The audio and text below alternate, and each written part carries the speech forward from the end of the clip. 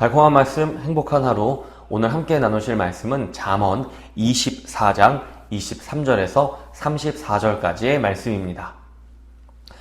이것도 지혜로운 자들의 말씀이라. 재판에 낯을 보아주는 것이 옳지 못하니라. 악인에게 내가 옳다 하는 자는 백성에게 저주를 받을 것이요 국민에게 미움을 받으려니와. 오직 그를 견책하는 자는 기쁨을 얻을 것이요 또 좋은 복을 받으리라. 적당한 말로 대답함은 입맞춤과 같으니라. 내 일을 밖에서 다스리며 너를 위하여 밭에서 준비하고 그 후에 내 집을 세울지니라. 너는 까닭 없이 내 이웃을 쳐서 증인이 되지 말며 내 입술로 속이지 말지니라. 너는 그가 내게 행함같이 나도 그에게 행하여 그가 행한 대로 그 사람에게 갚겠다 말하지 말지니라. 내가 게으른 자의 밭과 지혜 없는 자의 포도원을 지나며 본즉 가시덤불이 그 전부에 퍼졌으며 그 지면이 거친 풀로 덮였고 돌담이 무너져 있기로 내가 보고 생각이 깊었고 내가 보고 훈계를 받았노라. 내가 좀 더 자자 좀 더 졸자 손을 모으고 좀 더 누워있자 하니 내 빈궁이 강도같이 오며 내 곤핍이 군사같이 이르리라. 오늘 잠언은 공정한 판결과 진실을 말하는 것에 대해 권면하고 있습니다. 또한 근면함과 선한 행실로 악을 이기라고 권면하고 있습니다. 23절에서 재판에 낯을 보아주는 것이 옳지 못하다고 했는데 이것은 학연, 지연, 전관, 예우 따위와 같은 것들로 인해서 공정한 판결을 내리지 않는 것에 대한 경고입니다. 여러 나라의 법원 앞에 상징적으로 세워져 있는 정의의 여신상을 보면 대개 눈을 가리고 있습니다. 눈에 보이는 것에 현혹되어 사사로운 판결을 내리지 않겠다는 의미를 담고 있는 것입니다. 그러나 현실은 그와 같지 못합니다.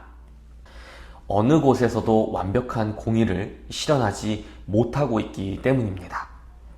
우리는 세상의 법을 믿고 의지합니다.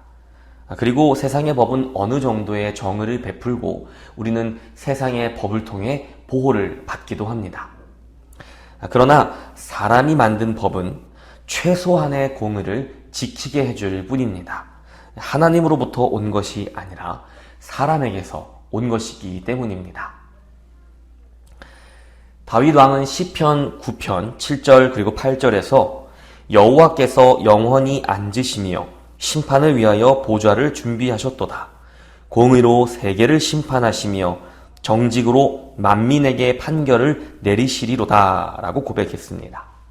다윗은 절대 권력자였고 왕이었습니다. 나라에서 그는 가장 높은 재판관이었습니다. 그러나 그런 다윗에게조차 사람의 법은 때론 무용지물이었던 것입니다. 최고의 왕이었던 최고의 재판관이었던 다윗에게도 공평과 정의로 다스려 주실 진짜 왕, 진짜 재판관이 필요했다라는 것입니다. 하나님은 유일하게 공의로우신 왕이며 재판관이십니다. 우리는 세상의 법에 도움을 받을 수 있지만 진짜 공의는 오직 하나님으로부터만 온다는 것을 알고 하나님을 의지할 수 있어야 합니다. 세상의 법은 언제나 우리를 공의로 보호해주지 못하기 때문입니다. 잠언은 우리에게 공의롭지 못한 법 집행에 물들지 말라고 경고합니다. 공의로운 판결을 내리고 오히려 악인을 악하다고 꾸짖는 그런 사람이 되라고 권면합니다. 그러나 현실에서 그런 사람이 되기 위해서는 용기가 필요합니다. 공의와 정직을 위해서는 반드시 용기가 필요합니다. 사람들은 왜 정직하지 못한 판결과 말로 거짓을 꾸미는 걸까요? 먼저는 자기 유익을 위해서이고 그 다음으로는 세상에 힘 있는 자들의 공격에서부터 자유롭기 위해서일 것입니다. 그렇기 때문에 공의와 정직을 위해서는 먼저 자기 유익을 잃을 것에 대한 용기가 필요합니다. 그리고 세상에 힘 있는 자들의 공격을 받을 것에 대한 용기도 필요한 것입니다. 그러한 용기의 근원은 오직 공평과 정의를 사랑하시며 악인을 벌하시고 의인을 축복하시는 하나님의 성품에 대한 믿음뿐입니다. 그래서 우리가 공평과 정의의 삶을 살기 위해서 의지해야 할 것은 공의의 하나님 한 분뿐인 것입니다. 오늘 잠언 26절에서 적당한 말로 대답함은 입맞춤과 같으니라고 했습니다. 적당한 말이란 시의적절한 옳은 말을 의미합니다. 사람이 듣기에 좋은 말, 또 듣고 싶어하는 말을 해주는 것이 아니라 때로는 듣기 싫어하는 말이라 할지라도 그것이 그에게 필요한 말이라면 해주어야 한다는 것입니다. 그것은 마치 입맞춤과 같다고 했습니다. 입맞춤이란 진정한 우정과 사랑을 말하는 것입니다. 사랑하는 친구를 위해 시의 적절한 말로 권면하는 것이야말로 진정한 우정과 사랑이라는 의미입니다. 진실을 말하고 시의 적절한 말로 권면하는 것에도 용기가 필요합니다. 미움받을 용기, 그리고 거절당할 용기 말입니다. 진정한 우정과 사랑을 위해서는 때때로 그런 용기를 내야만 하는 것입니다. 오늘 잠언은 또한 근면함과 선한 행실로 악을 이기라고 권면합니다.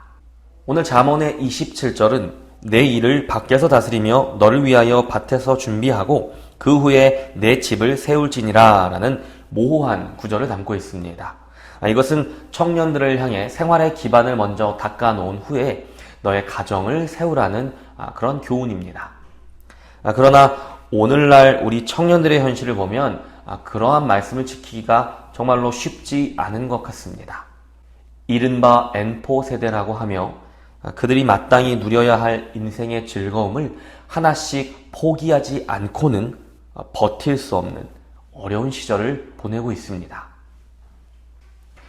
오늘날 청년들에게 가장 큰 고민은 무엇일까요? 그것은 다름이 아니라 먹고 사는 문제라고 합니다. 청년들에게 먹고 사는 문제가 가장 큰 고민인 시대는 참으로 악한 시대입니다. 더 큰 꿈을 꾸고 더 선한 일을 계획해야 할 청년들에게 다른 아무런 생각할 여유조차 주지 않는 세대이기 때문입니다.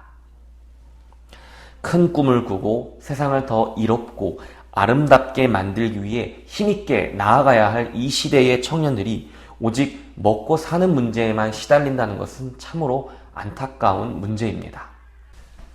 오늘 잠언의 30절에서 33절은 게으르지 말고 근면하라고 권면합니다. 그런데 오늘날에는 근면 성실에 대한 인식도 많이 달라지고 있습니다.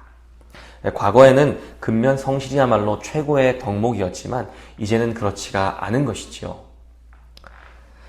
근면 성실이 성공을 보장해주는 것도 아니며 근면하고 성실했을 때 반드시 좋은 일로 보상을 받지도 못했기 때문입니다. 그래서 사람들은 이제 근면 성실이 아니라 로또, 주식, 코인, 그리고 부동산에 목을 맵니다. 근면 성실하게 일하라는 잠언의 권면이 그렇다면 틀린 것일까요? 시대착오적인 이야기를 하고 있는 것은 아닐까요? 당연히 그렇지 않습니다. 근면하고 성실한 청년들이 그 수고에 맞는 합당한 보답을 받을 수 있는 세상으로 회복되는 것이 맞는 것입니다.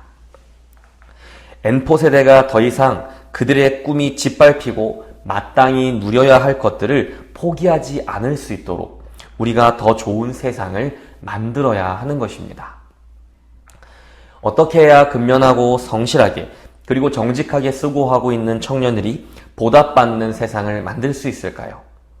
우리가 공평과 정의를 위해 용기를 내는 것입니다. 작더라도 세상에서 힘 있는 자리에 있으십니까? 또 무언가를 결정할 수 있는 자리에 놓여 있는 분들이 계신가요? 그렇다면 학연과 지연, 전관예우 따위의 악습을 벗어나고 공평과 정의로 다스리는 하나님처럼 세상의 곳곳에서 의로운 판단과 선택으로 의를 행하는 용기를 낼 수 있기를 바랍니다. 어른들은 다음 세대를 향해 무슨 말을 해야 할까요? 듣기에 달콤한 말, 사람들이 듣기 원하는 말, 좋게 들리는 말만 하는 것이 아니라 미움받더라도 거절당하더라도 오히려 그들이 들어야 하는 말, 진실의 말, 시의 적절한 말로 진정한 우정과 사랑을 보여줄 수 있는 용기를 내야 합니다. 바울은 로마서 12장 21절에서 악에게 지지 말고 선으로 악을 이기라 라고 이야기했습니다. 세상은 악으로 뒤덮여 진실을 왜곡하고 근면과 성실 그리고 정직을 외면하고 있습니다. 그 악한 세상에서 우리의 다음 세대들이, 우리의 청년들이 고통받고 있습니다. 우리는 이러한 때에 무엇을 할 수 있을까요? 공평과 정의의 하나님만 의지할 수 있습니다. 그리고 그 하나님을 의지하여 용기를 내야 합니다. 정직을 행하는 용기, 의를 행하는 용기, 진실을 말하는 용기가 필요합니다. 오늘 하루 세상을 더 아름답게 만들기 위하여 정직을 행하고 의를 행하고 진실을 말하는 용기를 내시기 바랍니다. 그것이 오늘 잠언을 통해 우리가 배운 하나님의 뜻입니다. 공평과 정의 그리고 진실을 위해 용기를 내십시오. 하나님이 응답하실 것입니다.